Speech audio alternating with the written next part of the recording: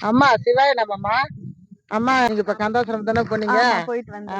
அம்மா அங்க போய் நீங்க என்ன உணர்ந்தீங்க? கந்தாசிரமம் போனீங்க, தியானம் பண்ணியிருப்பீங்க. கண்டிப்பா நீங்க தியானம் பண்ணேன். என்ன உணர்ந்தீங்க? நான் அங்க நானாவே இல்ல. இது நான் என்ன சொல்றதுன்னே எனக்கு புரியல. உங்ககிட்ட வெளிப்படுத்துற அளவுக்கு அந்த அளவுக்கு சொல்ல தெரியல. ஆற்றலும் வரல. ம். நான் எத தேடி வந்தேன், ம். எதுக்காக இவர் என்ன அழைச்சாரு ம். அப்படின்னு எனக்கு புரியல. ஆனா யாரு எப்ப என்ன நான் நடந்து போகும்போது திருவண்ணாமலை வரையா அப்படின்னு கூப்பிட்டா எங்க வாயில இருந்து நோன்ற வார்த்தையே வராது. உடனே வர எப்ப சொல்றீங்க. எந்த கோலத்துல இருக்கணும் அதே கோலத்தோட வந்துருவீங்க. வந்துருவேன். ஆமா அதுதான் உண்மை.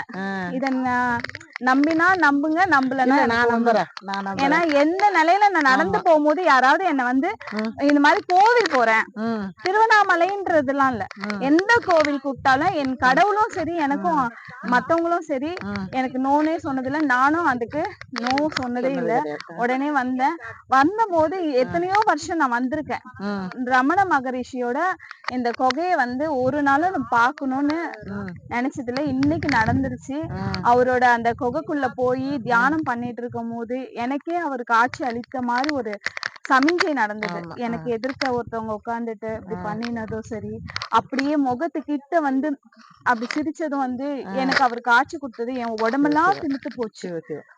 இங்க பாருங்க அப்படியே சிலுக்கும். அந்த அளவுக்கு சிலுத்து போச்சு. எதையும் எண்ணி வரல, எதையும் எடுத்துட்டு போகவும் வரல.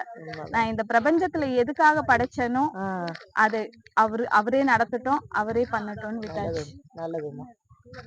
சிவாய் நம்ம மெயினா சிட்டுக்குருவி சேனலை லைக் பண்ணுங்க, கமெண்ட் பண்ணுங்க, ஷேர் பண்ணுங்க, தொடர்ந்து ஆர்வம் தந்துட்டே இருங்க. நன்றி.